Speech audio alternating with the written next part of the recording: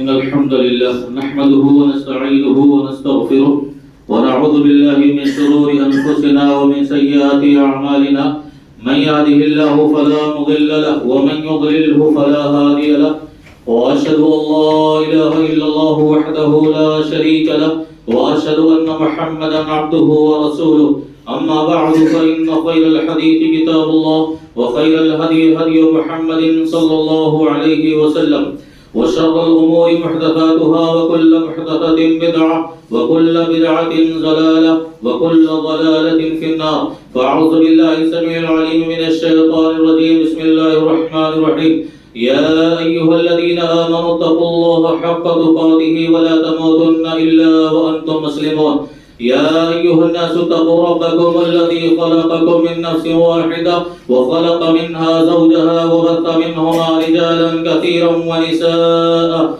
واتقوا الله الذي تساءلون به والأرحام إن الله كان عليكم رقيبا يا أيها الذين آمنوا اتقوا الله وقولوا قولا سديدا يصلح لكم أعمالكم ويغفر لكم ذنوبكم ومن يطع الله ورسوله فقد فاز فوزا عظيما وقال الله عز وجل وما هذه الحياة الدنيا إلا لهو ولعب وإن الدار الآخرة لهي الحيوان لو كانوا يعلمون. سب سے پہلے تمام قسم کی حمد و ثنا بڑائی کبریائی اور بزرگی اس اللہ عز و جل کے لیے لائق و سزاوار ہے جس نے ہمیں اور آپ کو اس عالم فانی کے اندر پیدا فرمایا. بے شمار درود و سلام نازل ہو تمام نبیوں پیغمبروں اور رسولوں پر خصوصاً تاجدار مکی و مدنی احمد مصطفیٰ محمد مصطفیٰ صلی اللہ علیہ وسلم پر. محترم حضرات، خطبہ مسنونہ کے بعد سورہ عنکبوت کی ایک آیت کریمہ آپ کے روبرو ابھی تلاوت کی گئی ہے، جس کا ترجمہ کچھ اس طرح ہے وَمَا هَٰذِهِ الْحَيَاةُ الدُّنْيَا إِلَّا لَهْوٌ وَلَعِبٌ، کہ یہ دنیاوی زندگی محض کھیل اور تماشا ہے. وَإِنَّ الدَّارَ الْآخِرَةَ لَهِيَ الْحَيَوَانُ، حقیقی اور اصلی زندگی تو آخرت کی زندگی ہے. لَوْ كَانُوا يَعْلَمُونَ، کاش لوگ جان جاتے سمجھ جاتے. حضرات، پچھلے خطبہ جمعہ کے اندر میں نے آپ کے سامنے موت کے سلسلے میں کچھ باتیں رکھی تھی، جس سے ہمیں اور آپ کو یہ معلوم پڑا تھا کہ شریعت کی روشنی میں دنیا کے اندر جتنی بھی مخلوقات ہیں جن کو اللہ رب العزت نے زندگی جیسی عظیم نعمت عطا فرمائی ہے، ان سب کو ایک نہ ایک دن موت کا شکار ہونا ہے، موت کا کڑوا گھونٹ پینا ہے. بالکل اسی طرح ہم اور آپ جس دنیا میں زندگی بسر کر رہے ہیں، جی رہے ہیں، اور اس سے پہلے ہماری بہت سی نسلیں جی چکی. اس دنیا کے سلسلے میں بھی شریعت ہمیں اور آپ کو یہ تعلیم دیتی ہے کہ اس دنیا کی مقدر اور نصیب میں بھی فنا ہے، مٹ جانا ہے، ختم ہو جانا ہے. شریعت ہمیں یہ تعلیم دے رہی ہے کہ جیسے ہر ذی روح کو موت کا جام پینا ہے، ایسے ہی یہ دنیاوی زندگی جس کو شریعت نے محض کھیل اور تماشا قرار دیا ہے، ہمیں یہ بتلانا چاہا ہے کہ یقیناً ایک وہ دن آئے گا کہ دنیا کے اندر چھوٹی سے چھوٹی چیز ہو یا بڑی سے بڑی چیز ہو، ہر شے کو فنا کے گھاٹ اترنا ہے.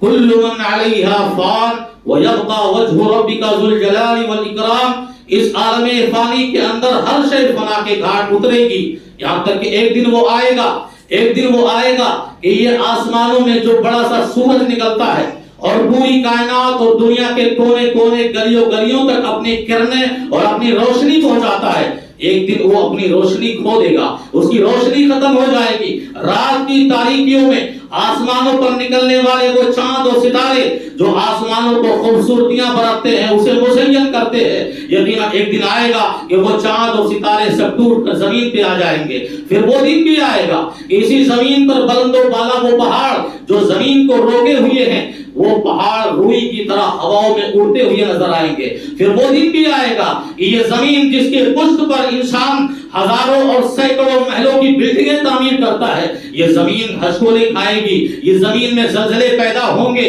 یہ زمین کا خاتمے کی تہلیز تک پہنچے گا. غازیہ کی شریعت ہمیں ہر ناحیے سے یہ پیغام دے رہی ہے کہ ہماری یہ دنیاوی زندگی اور یہ دنیا دونوں کے لیے فنا ہے، دونوں کے لیے یہ خاتمہ ہے، اور آپ کی زندگی، ہمیشہ کی زندگی، ابدی زندگی، سرمدی زندگی، باقی رہنے والی زندگی، وہ آخرت کی زندگی ہے۔ وہ دنیا جس کے حرص و ہوس میں ہم 24 گھنٹے دوڑ دھوپ کرتے ہیں، یہ دنیا جس کو حاصل کرنے کے لیے ہم اللہ اور اس کی شریعت سے نہ جانے کتنا بغاوت کرتے ہیں، یہ دنیا جس کو جمع کرنے کے لیے ہم خون پسینے ایک کرتے ہیں۔ اللہ کے بندو، کیا تمہیں معلوم ہے، کیا تم جانتے ہو اس دنیا کی حقیقت کیا ہے؟ شریعت نے اس دنیا کی حیثیت کیا بتلائی ہے؟ آئیے قرآن مجید کے ذریعے ہم سیکھتے ہیں اور سمجھتے ہیں کہ اس دنیا کی حقیقت کیا ہے، آخرت کیسی بقا کی زندگی ہے، آخرت کیسی ہمیشہ کی زندگی ہے، اور وہ ہمیشہ کی زندگی کو ہم بچانے کے پیچھے نہیں بلکہ اسی دنیا کے اندر، اسی دنیا کو بنانے کے پیچھے ہم اللہ کی عبادتوں سے غافل ہیں، اللہ کے روزے اور نماز سے غافل ہیں، غرض ہے کہ اللہ کو راضی کرنے سے غافل ہیں۔ آئیے دیکھیں، اللہ رب العزت نے فرمایا کہ کل بروز محشر قیامت کے دن ساری انسانیت کا حساب و کتاب ہو جائے گا۔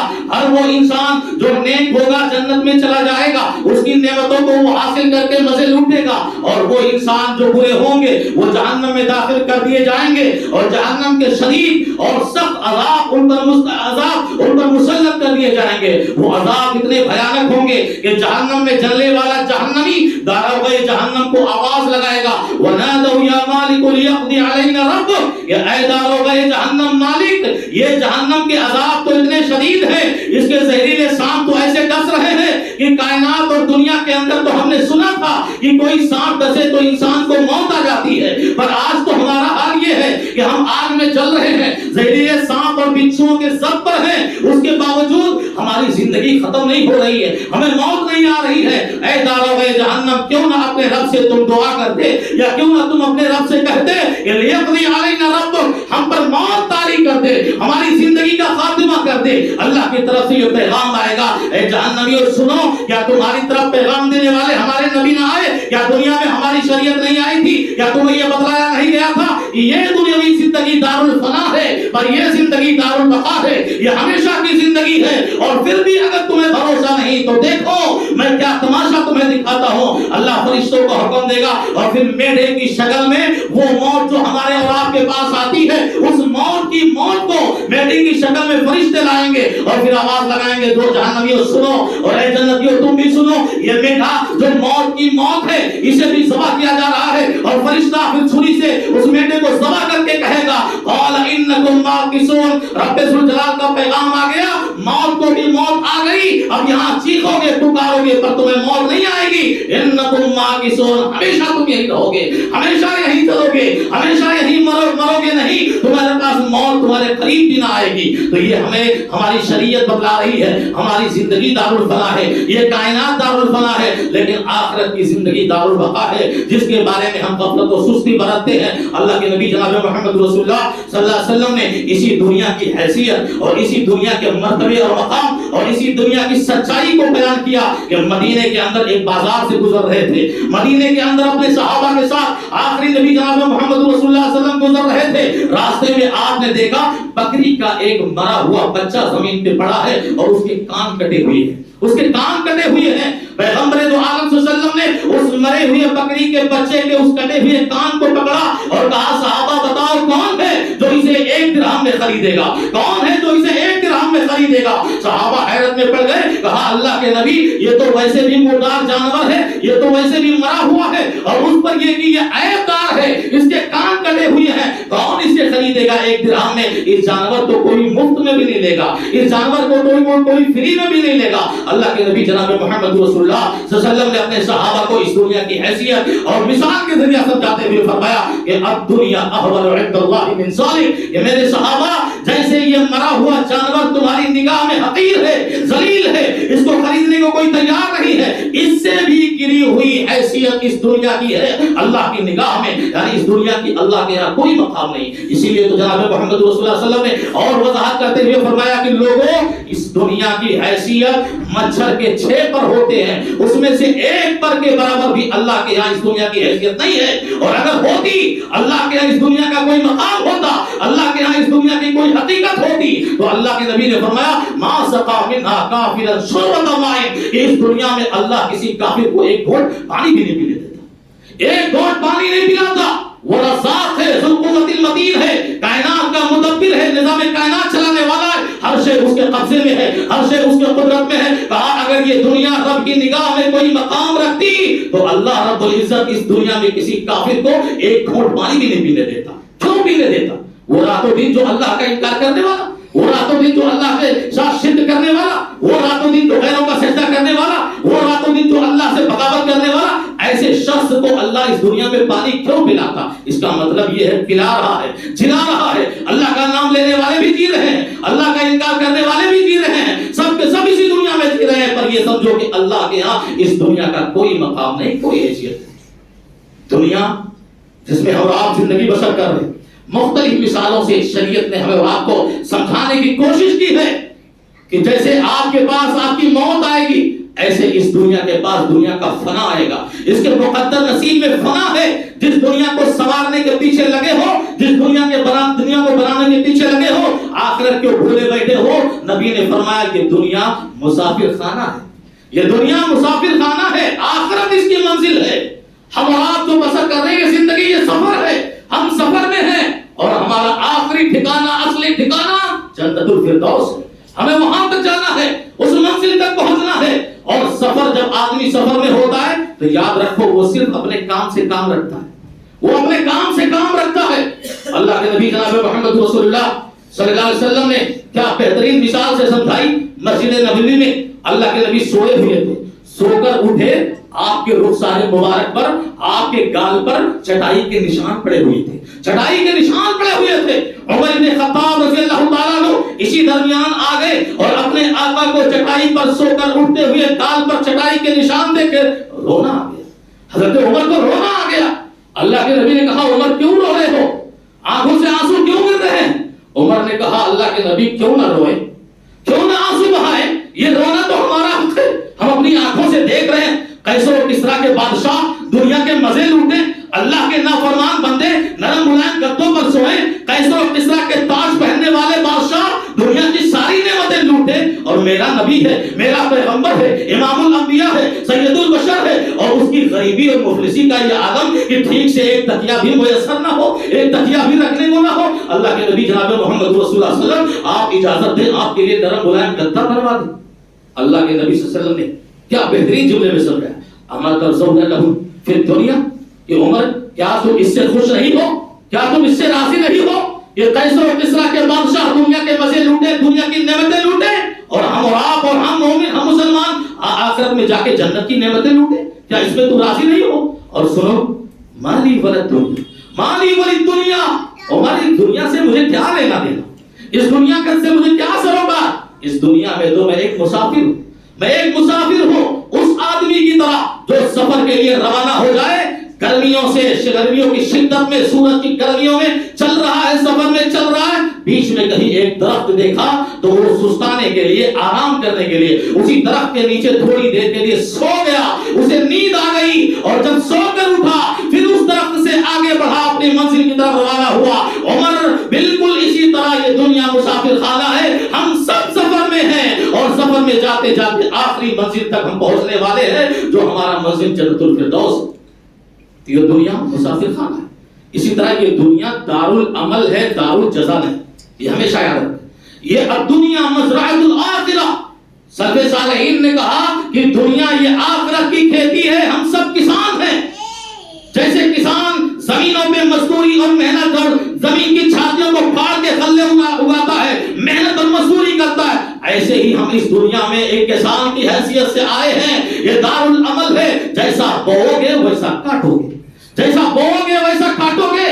غلط کام کر کے، برے کام کر کے، اس خیال اور اس امید کے ساتھ کیسے جاؤ گے کہ آخرت کے میدان میں تمہیں جنت کی نعمتیں ملیں، جنت کی جو ہے نعمتیں ملے، وہاں کی خوشحالیاں ملے. اس لیے دار العمل میں زیادہ سے زیادہ محنت کر لو، اللہ کو راضی کر لو، خوش کر لے جاؤ، تاکہ یہاں جو بو آخرت میں وہی کاٹو. اچھا بو گے اچھا کاٹو گے، پھول بو گے پھول کاٹو گے، اور اگر کانٹے بو گے دنیا میں تو آخرت میں بھی کانٹے ہی پاؤ گے، کانٹے ہی پاؤ گے. دار العمل. ہاں یہ اور بات دیکھو، کتنے ایسے ظالم اس دنیا میں گزرے، کتنے متکبر گزرے، کتنے گھمنڈی گزرے، جنہوں نے ساری زندگی صرف اور صرف اپنی رعایا کو ستایا ہے، اپنے ماتحت اپنے غلاموں اور خادموں اور نوکروں پر ظلم ڈھائے ہیں. کتنے ایسے کافر ظالم، کتنے ایسے انسان گزرے، ساری زندگی دوسروں کو ستایا ہے، ساری زندگی دوسروں پر ظلم کیا ہے، ساری زندگی دوسروں کو تانے دیے، دوسروں کو گالیاں دی، اور پھر دیکھا گیا ہنسی خوشی وہ اس دنیا سے چلا گیا، ہنسی خوشی اس دنیا سے چلا گیا. تو ہم اور آپ کیا سمجھیں؟ اللہ اسے خوش ہے، اسے دنیا میں سزا نہیں دیا، اللہ اسے عذاب نہیں دیا. نہیں، یہ دار العمل ہے. وہ برائیاں اور ظلم کر کے جو جا رہا ہے وہ دار الجزا میں پہنچ کر اپنے جرم کی سزا پائے گا، وہ آخرت میں اپنے گناہوں کی سزا پائے گا. آپ دیکھیں کتنے ایسے نیک لوگ ہیں، کتنے اچھے لوگ ہیں جو بھلائیاں کر رہے ہیں، نیکیاں کر رہے ہیں، پر اپنے نیکیوں کا اجر اس دنیا میں، اپنی نیکیوں کا بدلہ وہ اس دنیا میں نہیں پا رہے ہیں. پریشان ہیں نیکیاں کر کر کے، پر انہیں وہ نعمتیں اس دنیا میں نہیں مل رہی ہیں، اور ایسے ہی نیکیاں کر کے دنیا سے چلے جاتے ہیں. تو ہم اور آپ کیا سمجھیں کہ ہم نیک ہیں، اچھے ہیں، نمازی ہیں، روزے دار ہیں، پھر ہمارے اوپر سے مصیبتیں کیوں نہیں ختم ہو رہی ہیں، پریشانیاں کیوں نہیں ختم ہو رہی ہیں، ہماری دعائیں کیوں نہیں جی رہی؟ یہ دار العمل ہے. شریعت نے جیسا کرنے کو حکم دیا ہے ہم ویسا کریں گے. باقی دار الجزا آخرت کا دن ہے، وہی ہم کو بدلہ ملے گا. یہ اور بات ہے کہ اللہ کا یہ بھی اسی دنیا میں قانون ہے کہ اللہ جب چاہے ظالموں سے اسی دنیا میں بھی بدلہ لیتا ہے، اسی دنیا میں بھی ان کو سزاؤں میں مبتلا کرتا ہے. اور یہ اور بات ہے کہ اسی دنیا میں نیک لوگوں کی دعائیں قبول کر کے اور نیک لوگوں کی پریشانیوں کو اسی دنیا میں ہٹاتا ہے. یہ الگ بات ہے، یہ اللہ کا الگ قانون ہے. لیکن غچی کے دار العمل ہے اور وہ دار الجزا ہے. دنیا کے سلسلے میں ہماری اور آپ کی چاہت کیا ہوگی؟ صبح سے لے کر شام تک، شام سے لے کر صبح تک ہمارے دلوں. دیکھو ایک بات ہمیشہ یاد رکھو کہ شریعت کبھی دنیا کمانے سے منع نہیں کرتی. یہ خلاصے تقریر ہوگی، خلاصے خطبہ ہوگا کہ اگر کوئی یہ شخص دنیا کی حیثیت کو بتلائے کہ شریعت کہتی ہے مچھر کے پر کے برابر بھی نہیں، شریعت کہتی ہے دنیا کی کوئی، اس کا یہ مطلب نہیں کہ آپ دنیا نہ کمائیں. اگر دنیا نہ کمائے تو عثمان غنی نہ ہوتے، اگر دنیا نہ کمائے تو کروڑوں کا جو ہے صدقہ اور خیرات لوگ نہ کرتے، اگر دنیا نہ کمائے تو صحابہ ایسے ایسے امیر گزرے، باغوں کے باغ اللہ کی راہ میں کھجوروں کے صدقہ نہ کرتے تھے. دنیا کمانے سے شریعت منع نہیں کرتی، پر اس کے ساتھ شرط لگا کے رکھتی ہے. شریعت کے اصول کے مطابق دنیا کماؤ، شریعت کے اصول کے مطابق دنیا پر کماؤ. پیسے ہاتھوں میں رکھو، اس کو دل میں جگہ مت دو، اس کو جیب میں رکھو، پر دل کی گہرائی میں اس کو جگہ مت دو. دل میں اگر پیسے کی جگہ بن گئی، دل میں اگر دنیا کی جگہ بن گئی تو پھر دل سے آخرت کی جگہ نکل جائے گی، پھر آخرت کی منزل تم اپنے دل سے بھول جاؤ گے. اس لیے پیسہ کماؤ شریعت کی روشنی میں، شریعت کے قانون کی روشنی میں. صحابہ کرام رضی اللہ تعالیٰ عنہم اجمعین نے بہت محنت کی ہے دنیا کمانے کے لیے، کمایا ہے، شریعت نے اسے منع نہیں کیا. اسی طرح آپ دیکھیں یہ دنیا امتحان گاہ ہے، یہ امتحان گاہ ہے، ایگزامینیشن ہال ہے. ہمارے ہاتھوں میں پرچے ہیں، پر اس کا رزلٹ آخرت کے دن ملے گا، اس کا رزلٹ آخرت کے دن ملے گا. انسانوں کو اللہ آزماتا ہے لیبلوکم ایکم احسن عملا. زندگی کا مقصد یہی ہے تاکہ اللہ تمہیں آزمائے کون اچھا عمل کر کے ہمارے دربار میں آتا ہے، کون بہتر عمل کر کے آتا ہے. کہ دار الابتلاء ہے، دار الامتحان ہے، آزمائش کا گھر ہے. یہاں اللہ شکر سے بھی آزماتا ہے، شکر کے ذریعہ جذبہ شکر سے آزماتا ہے. کسی کو دولت دے دیتا ہے، اتنی دولت دیتا ہے، اتنی دولت دیتا ہے. کیوں دیتا ہے؟ وہ اللہ امتحان لے رہا ہے کہ ذرا دیکھیں میری نعمتیں پا گیا، میری دولت پا گیا، میرا فضل پا گیا، میرا احسان پا گیا، اب ذرا دیکھیں یہ ہمارا شکریہ کیسے ادا کرتا ہے، یہ جذبہ شکر اس کے دل میں کتنا پیدا ہے. یا اسی طرح کچھ لوگ ہیں جو مصیبتوں میں ہیں، پریشانیوں میں ہیں، بیماریوں میں ہیں، تکلیفوں میں ہیں، اللہ امتحان صبر اس سے لے رہا ہے، صبر کا امتحان لے رہا ہے. دیکھیں پریشانیوں میں آ کر کہیں اللہ کا باقی نہ ہو جائے، کہیں اللہ سے بغاوت نہ کر بیٹھے. جیسے سماج اور معاشرے میں مرد عورتیں بہت سارے ایسے لوگ ہیں جو مصیبتوں میں آ کر اللہ کے باقی ہو جاتے ہیں، اللہ کی توحید سے ہٹ جاتے ہیں اور شریعت کے اصول اور قانون سے ہٹ جاتے ہیں. تو ایسے لوگوں کا اللہ امتحان صبر سے دے رہا ہے، جذبے صبر. اور کبھی کبھی تو انسان دونوں ہی امتحان میں مبتلا رہتا ہے، دونوں آزمائشوں میں مبتلا رہتا ہے. مال نہیں ہے، پیسہ نہیں ہے، محتاج ہے، فقیر ہے، پر اللہ نے اس کو تندرستی کی دولت دی ہے، اللہ نے اس کو صحت کی دولت دی رکھی ہے. اللہ وہاں آزما رہا ہے مال کے ذریعہ اور شکر کا امتحان لے رہا ہے اس کی تندرستی کے ذریعہ. یہ تندرستی پا کر کے میرا شکر ادا کرتا ہے یا نہ کرتا. یہ سارے امتحان دنیا دار الابتلاء ہے، دار الامتحان ہے. اسی طرح اللہ رب العزت نے فرمایا الہاکم التکاثر حتی زرتم المقابر. انسانوں کے دلوں میں فطری طور پر دنیا کی لالچ پیدا کر دی گئی ہے، اس سے کوئی انکار نہیں کر سکتا. ہر شخص دنیا کی لالچ اپنے دلوں میں رکھتا ہے اور یہ قدرتی اور فطرتی شے ہے. اللہ رب العزت الہاکم التکاثر حتی زرتم المقابر. دنیا اکٹھا کرنے میں انسان لگے ہیں, دنیا جمع کرنے میں انسان لگے ہیں, یہاں تک کہ وہ اپنے قبر تک جا پہنچے, یہاں تک کہ وہ اپنے قبر تک جا پہنچے. اور نبی کریم صلی اللہ علیہ وسلم نے انسانوں کی حرص اور انسانوں کے لالچ کو اس طرح بیان کیا, لو کان وادیان من ذہب, کہ اگر سونے کی 2 وادیاں دے دی جائیں انسانوں کو, سونے کی 2 وادیاں دے دی جائیں, تو وہ 2 سونے کی وادیوں پر اکتفا نہیں کرے گا, تیسری کی تلاش میں نکل جائے گا, تیسرا سونے کی وادی تلاش کرے گا اور چاہے گا کہ مجھ کو تیسری وادی بھی سونے کی مل جائے. تو لالچ تو یہ ہمارے اور آپ کے دلوں میں فطری طور پر پیدا کر دی گئی, لیکن مومن ہے وہ, مسلمان ہے وہ جو دنیا کو اس نگاہ سے دیکھتا ہے جس نگاہ سے شریعت نے دیکھنے کی تاکید کی, جس نگاہ سے شریعت نے دیکھنے کی تعلیم دی ہے. دنیا کو وہ تصور دیتا ہے, وہ خیال دیتا ہے جو شریعت وہ تصور دینا چاہتی ہے, وہ خیال دینا چاہتی ہے کہ جیو کھاؤ رہو سب کچھ کرو پر آخرت کو نہ بھولو, آخرت کو نہ بھولو, دار الجزا کو نہ بھولو, دار البقا کو نہ بھولو. اور اللہ کے نبی جناب محمد رسول اللہ صلی اللہ علیہ وسلم نے اپنے صحابہ کو یہی تعلیم دی, یہی تعلیم دی. آخرت کے مقابلے میں دنیا کی قربانی دینی پڑے دے دو, آخرت کے مقابلے میں دنیا میں تکلیفیں اٹھانی ہے اٹھا لو, اور آخرت کبھی برباد نہ ہونے دو. حضرت مصعب بن عمیر رضی اللہ تعالیٰ عنہ, ہجرت کا موقع ہے, آپ اپنے مکہ سے چھوڑ کر مدینہ کی طرف جا رہے ہیں. مکہ میں ساری کمائی لوگوں نے چھین لیا, بیوی تھی مکہ میں وہ بھی چھین لیا مکہ والوں نے, بچے تھے وہ بھی مکہ والوں نے چھین لیا. خالی ہاتھ مدینے آ گئے, خالی ہاتھ مدینے آ گئے. تاجدار نبی جناب محمد رسول اللہ صلی اللہ علیہ وسلم کے دربار عالیہ میں حاضر ہوئے, اپنا واقعہ بیان کیا. اللہ کے نبی بچپن سے بڑی محنت کر کے روپیہ کمایا تھا, بچپن سے بڑی محنت کر کے گھر بنایا تھا, پر مکہ والوں نے ہم پر اتنا ظلم کیا کہ اسلام کے خاطر میں نے سب کچھ چھوڑ کر آپ کے دربار میں حاضری دے دی. اللہ کے نبی صلی اللہ علیہ وسلم نے فرمایا, اے مصعب خوش ہو جاؤ, سودا مہنگا نہیں ہے, خوش ہو جاؤ, سودا مہنگا نہیں ہے. دنیا قربان کر کے آخرت کی نعمتوں کو تم نے خریدا ہے, خسارے میں نہیں ہو, نقصان میں نہیں ہو, گھاٹے میں نہیں ہو. خوش ہو جاؤ, آخرت کی تمہاری نعمتیں تمہارا انتظار کر رہی ہیں, دنیا کی نعمتیں گئی تو گئی.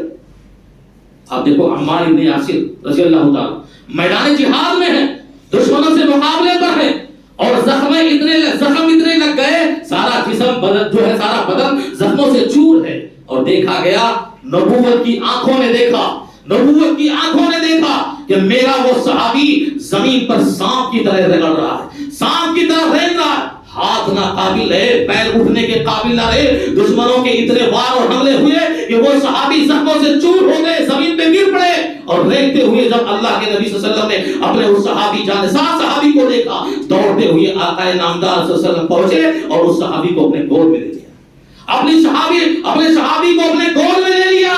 نبوت کی گود میں صحابی پڑے اور زخموں سے چور. اللہ کے نبی صلی اللہ علیہ وسلم نے اپنے اس جانسار صحابہ کی اس قربانی کو دیکھا, کہا عمار مانگ لے جو مانگنا ہے دنیا میں مانگ لو, تمہارا پیغمبر تمہیں دلا کے رہے گا, تمہارا پیغمبر تمہیں عطا کرے گا.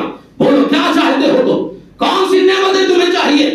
پر کون تھے وہ صحابی تھے جنہوں نے دنیا کی نعمتوں کو آخرت کی نعمتوں کے مقابلے میں ہیچ سمجھا, معذور سمجھا, مجبور سمجھا, ضرورت نہیں سمجھی. کہا آقا جان نکل جائے آپ کی گود میں, آخرت سمجھ جائے آپ کی گود میں, اس سے بڑا انعام میرے لیے اور کیا ہو سکتا ہے. جان دی ہوئی اس کی تھی, حق تو یہ ہے کہ حق ادا نہ ہوا. پیغمبر صلی اللہ علیہ وسلم میری خواہش یہ ہے کہ شہادت کا جام آخری سانس میں نہیں ٹوٹے تو آقا نامدار کی گود میں ٹوٹے. یہ ان صحابہ کی چاہت اور خواہش تھی آخرت کو سنوارنے اور بنانے کی, کہ اللہ کے نبی صلی اللہ علیہ وسلم نے کو یہ تعلیم دی تھی. ہم اور آپ کیا ہیں, دنیا کو حاصل کرنے کے لیے نہ جانے کتنے ظلم سے گزرتے ہیں, نہ جانے کتنے بغاوت سے گزرتے ہیں, نہ جانے کتنوں کو ستا کر گزرتے ہیں. اسی دنیا کو حاصل کرنے کے لیے نہ جانے ہم کتنوں کو اپنی نظروں سے گرا کے گزرتے ہیں. پر ہے دنیا کیا, آنکھ بند ہوئی زندگی ختم, قیامت آئی دنیا ختم, جانا کہاں آخرت میں, اللہ کے دربار میں. اللہ کے نبی جناب محمد رسول اللہ صلی اللہ علیہ وسلم کے ایک اور مشہور اور معروف صحابی کا واقعہ ملتا ہے, بخاری شریف کی روایت واقع ہے.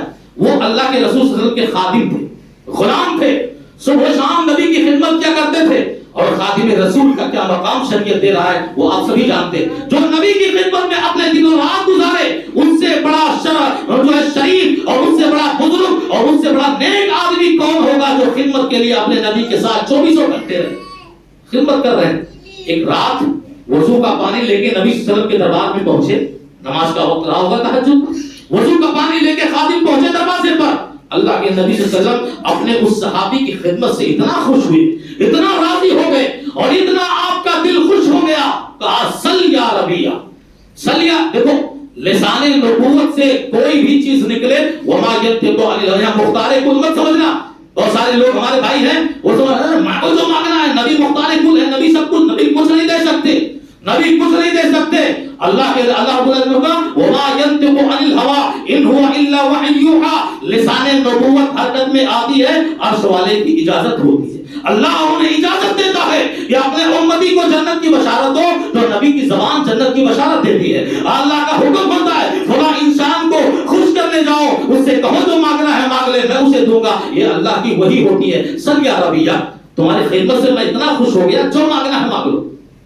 کیا مانگنا ہے دنیا؟ کیا ہے نہیں دنیا؟ کیا نہیں مانگ سکتے تھے؟ سونا مانگ لیتے، چاندی مانگ لیتے، ہیرے مانگ لیتے، جواہرات مانگ لیتے، شاندار محلات مانگ لیتے، بڑی بڑی بلڈنگیں مانگ لیتے، کھجوروں کے باغات مانگ لیتے، جو مانگتے اللہ دینے والا ہے، اور نبی کی زبان سے نکل رہا ہے سل یا ربیہ، مانگ لو جو مانگنا ہے، تمہاری خدمت پر خوش ہو کے میں تمہیں اسی زندگی میں دے دوں گا۔ اور صحابی رسول دنیا کی حقیقت، دنیا کی حیثیت ان کو پتا تھا، وہ مومنانہ نگاہ سے دنیا کو دیکھتے تھے، وہ مسلمانہ نگاہ سے دنیا کو دیکھتے تھے، وہ آخرت کی طلب ان کے اندر تھی، دنیا کی طلب نہیں تھی۔ کہا اللہ کے نبی انی مرافقتک فی الجنہ، کچھ نہیں مانگا، مانگا بھی تو وہی جو ایک صحابی، جو ہر صحابی کی خواہش اور ہر امتی کی چاہت ہوتی ہے۔ کہا میں چاہتا ہوں کہ جیسے آج یہاں آپ کی خدمت کر رہا ہوں، کل قیامت کے روز بھی میں آپ کی خدمت کروں۔ ظاہر سی بات ہے خادم رسول جنتی، جنت میں جو خدمت کا موقع پا جائے، نبی جنتی، نبی کے ساتھی جنتی۔ کہا سل یا ربیہ، کہا انی مرافقتک فی الجنہ، کہا مانگ لو، کہا مانگا آپ کی خدمت کے لیے، قیامت کے دن میں آپ کی خدمت چاہتا ہوں۔ پر اللہ کے نبی صلی اللہ علیہ وسلم نے کیا فرمایا؟ ایسے نہیں کہا ٹھیک ہے میں تمہیں اپنی رفاقت دیتا ہوں، اپنی صحبت دیتا ہوں، اللہ تمہیں ہمارے بغل میں رکھے گا۔ کہا فَعِنِّي عَلَى نَفْسِكَ بِكَثْرَةِ السُّجُودِ، عمل بھی بتلایا، یہ دار العمل ہے، بغیر عمل کیے دنیا میں کوئی جزا ملنے والا نہیں، کوئی اچھائی عمل کیے، کوئی اچھا عمل دنیا میں تمہارے ساتھ اچھا کام ہونے والا نہیں۔ کہا دیکھو میری مدد کرو زیادہ سجدے کر کے، زیادہ نمازیں پڑھ کے، نفلی نمازیں پڑھ کے، میرے سجدہ کر کے میری مدد کرو۔ اگر ایسا عمل تم کر لے گئے تو جنت میں تم میری صحبت کے مستحق ہوگے، تم جنت میں میری صحبت کے حقدار ہوگے۔ یہاں بھی دار العمل کی حیثیت سے نبی نے عمل کا طریقہ بتایا۔ دنیا کیا ہے؟ حضرت فاطمہ رضی اللہ تعالیٰ عنہ کے بارے میں آپ جانتے ہیں، لخت جگر، اللہ کے نبی کی پیاری بیٹی ہے، خون کا ٹکڑا ہے۔ وہ فاطمہ جب سنا کہ جہاد سے بہت سارے غلام آئے، بہت سارے خادم آئے، چلے ابا سے ایک خادم مانگ لے۔ کیوں مانگ لے؟ وہ فاطمہ تھی جو پانی لا لا کے مٹکے سے کمر پہ داغ پڑ گئے تھے، جو کنویں سے پانی بھر بھر کے مٹکے سے لا لا کے کمر پہ داغ پڑ گئے تھے۔ فاطمہ نے سوچا ابا ہے خادمہ یا خادم دے دیں گے تو یہ سارے کام چکی چلانا اور پانی لانا یہ وہ خادم کر دے گا، مجھے راحت مل جائے گی، مجھے آرام مل جائے گی۔ حضرت فاطمہ پہنچ گئی، کہا ابا سنا ہے جہاد اور جنگ سے خادم و خادمہ آئے، دیکھو ابا کا نبی ہر امتی کو جنت کی راہ بتلانے آئے، نبی ہر ایک امتی کو اپنا ہو یا غیر، کافر ہو یا یہودی یا نصرانی، نبی کے دل میں یہ چاہتی میرا ہر امتی جنت میں چلا جائے، میرا ہر امتی آخرت کی نعمتیں حاصل کر لے، یہ طلب تھی ایک نبی کی۔ پر سامنے آ گئی بیٹی، اب ایک باپ کا سوال ہو گیا، نبی تو ہے ہی ہے اور اوپر سے باپ بھی ہے۔ کہا بیٹی ایسی فرمائش لے کر آئی ہے کہ میں تجھے دنیا کی نعمتیں نہیں دے سکتا، میں تجھے دنیا کی نعمتیں نہیں دے سکتا، میں نبوت کی حیثیت سے لوگوں کو جنت کی بشارت دیتا ہوں، نبوت کی حیثیت سے میں آخرت کی نعمتیں دیتا ہوں، تو میری لخت جگر ہے، تو میری نظر ہے، تو میری بیٹی ہے، میں تجھے دنیا کی نعمت کیسے دے دوں؟ جاؤ ہر فرض نماز کے بعد سبحان اللہ 33 مرتبہ، الحمدللہ 33 مرتبہ، 34 مرتبہ اللہ اکبر کہہ دو، خادم اور خادمہ سے تمہارے لیے بہتر ہوگا اور آخرت میں تمہارے لیے بہت ساری نعمتیں اللہ عطا فرمائے گا۔ یہ آخرت کی تعلیم دے رہے ہیں، عمل ہے یہ دار العمل، یہاں کی نعمتیں ٹھکرا دو، یہاں کی نعمتیں کوئی قربانیاں دے دو، پر آخرت آخرت کی نعمتوں کو ہمیشہ اپنی نگاہوں کے سامنے رکھو، اپنی نظروں کے سامنے رکھو۔ دنیا کماؤ پر اس کو دل میں جگہ مت دو، دنیا کماؤ پر اس کو اتنا زیادہ اپنی زندگی میں جگہ مت دو کہ شریعت کے سارے اصول آپ توڑتے جاؤ، قانون توڑتے جاؤ۔ یہ دنیا ہے، دار الفلاح ہے۔ اللہ رب العزت سے دعا ہے الہ العالمین ہم اور آپ جب تک اس دنیا میں زندہ رہیں، ہماری سانسیں چلتی رہیں، دار العمل کی حیثیت سے اچھے عمل کرتے ہوئے ہماری سانسیں چلتی رہیں، ہمارا خاتمہ ہو اچھے عمل پر ہو، ایمان بالخیر پر ہو۔ وآخر دعوانا الحمدللہ رب العالمین۔ آخری وقت میں ایک ضروری اعلان یہ ہے کہ ہمارے محلے کی ایک بچی جو یہاں سے تعلیم بھی حاصل کر چکی ہے، آپ کے اس مدرسے سے قرآن و حدیث کا جو ہے تعلیم لے کے جا چکی ہے، آج اس کی شادی کا موقع آیا ہے، اس کے گھر والے غریب ہیں، مفلس ہیں، انہوں نے درخواست کی ہے کہ آپ تمامی حضرات پر چڑھ کر اس کی شادی میں تعاون کریں اور انہیں چندہ دیں تاکہ وہ اپنی شادی جو مختصراً طور پر 10-20 آدمیوں پر مشتمل، یا ہمارے وہ بھائی جو کپڑا وغیرہ بھی دینا چاہیں تو شام تک وہ مسجد میں پہنچا دیں اور اس بچی تک پہنچا دیا جائے گا۔ ہمارے بھائی دروازے پر موجود ہوں گے، زیادہ سے زیادہ ابھی امداد کریں۔ بارک اللہ لنا ولکم فی القرآن العظیم وفی الآیات والذکر الحکیم انہ تعالی جواد کریم ملک غفور رحیم۔